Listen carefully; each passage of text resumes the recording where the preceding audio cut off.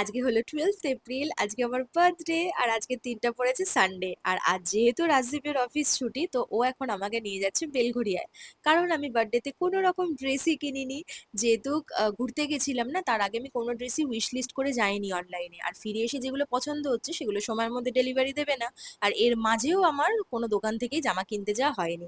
তো ভাবলাম দেখি যদি বেলঘরিয়াতে কিছু পছন্দ হয়, বাট কিছুই পছন্দ হচ্ছে না। বাচ্চাদের শুধু ফ্রক বিক্রি হচ্ছে, যেগুলো মা ছোটবেলায় পয়লা বৈশাখে কিনে দিত। ছোটবেলায় তো বেলঘরিয়া থেকেই ম্যাক্সিমাম শপিং করতাম। তো এই সময় এসে না বেলঘরিয়াতে বেশ ভালো লাগছে, একটা পয়লা বৈশাখ ব্যাপারও আমার ফিল হচ্ছে।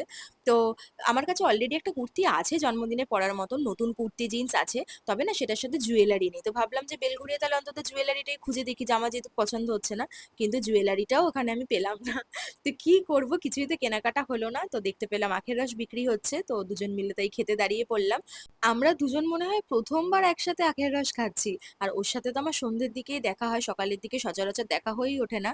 তবে ছুটির দিনগুলোতে এরকম হঠাৎ হঠাৎ দেখা হলে আমার মনে মনে বেশ আনন্দ হয়। তো কিছু না কিনেই বাড়ি চলে আসবো, তো সেই কারণে জাস্ট বাড়িতে পরার জন্য একটা শর্টস আর টি শার্ট কিনলাম। আর বাড়ি ফিরে একটু ফেস প্যাকও লাগিয়ে নিলাম, কারণ রোদে ভালো মতো ট্যান পড়েছে। স্নান টান করে এবার বার্থডে লাঞ্চের পালা। তো অনেক কিছু রান্না হয়েছে আজকে, যেহেতু সানডে, বাবার ছুটি। আজকে জন্মদিনের রান্নাটা বাবা করেছে আর মা সাজিয়ে দিয়েছে। দিয়েছে ভাত, 6 রকমের ভাজা, বরবটি ভাজা, ভেন্ডি ভাজা, মাছ ভাজা, আলু ভাজা, পটল ভাজা, কুমড়ো ভাজা। আর বাই দা ওয়ে, মাছ ভাজা, ডাল আর সবজির তরকারি কিন্তু জেঠি বানিয়ে দিয়েছে আমাকে। আর বাবা আজকে রান্না করেছে মাটন কষা, আর আমের চাটনিটাও জেঠিই বানিয়েছে। তার সাথে আছে পাঁপড় ভাজা, দই আর মিষ্টি। আর বাবা বলছে সবই হলো, পায়েসটা হলো না। পায়েসটা আসলে আমিই মাকে বানাতে বারণ করেছি। আমি খাবো পায়েস 1 চামচ, সেটার জন্য মা আবার কষ্ট করে এতটা পায়েস বানাবে, আর বেঁচে গেলে সেই কালকে আমাকেই খেতে হবে। আর মিষ্টি খেতে আমি খুব একটা পছন্দ করি না, তাই মাকে বললাম যে ছেড়ে দাও, আর পায়েস করতে হবে না।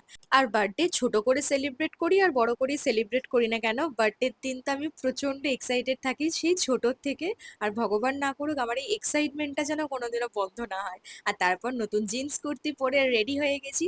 আজকে অ্যাকচুয়ালি প্ল্যান করেছিলাম যে একটু গান্ধীঘাটে যাব, দুজন মিলে বসে আড্ডা দেবো, সেখানে একটা পেস্ট্রি কেটে আজকের বার্থডেটা সেলিব্রেট করব। তো গান্ধীঘাট তো এখন বন্ধ হয়ে যাবে, যেহেতু অনেকটাই সন্ধে হয়ে গেছে। তো রাজদীপ বললো বসতে পারবো না, তো কি হয়েছে, তোকে একবার ঘুরিয়ে আনি। তো গান্ধীঘাটটাও আমাকে একবার দেখিয়ে নিল। দেখিয়ে আমরা বাড়ি ফেরার পথে দাদা বৌদির বিরিয়ানি কিনলাম ব্যারাকপুর থেকে। আর তারপর রাজদীপ একটা কেকও কিনে দিল। ওকে বারবার বললাম যে কেক কাট করবো না, একটা ছোট পেস্ট্রি কিনি, বাট ও বললো না, তুই ছোট হলেও একটা কেক কেন, তো কেক কাট কর।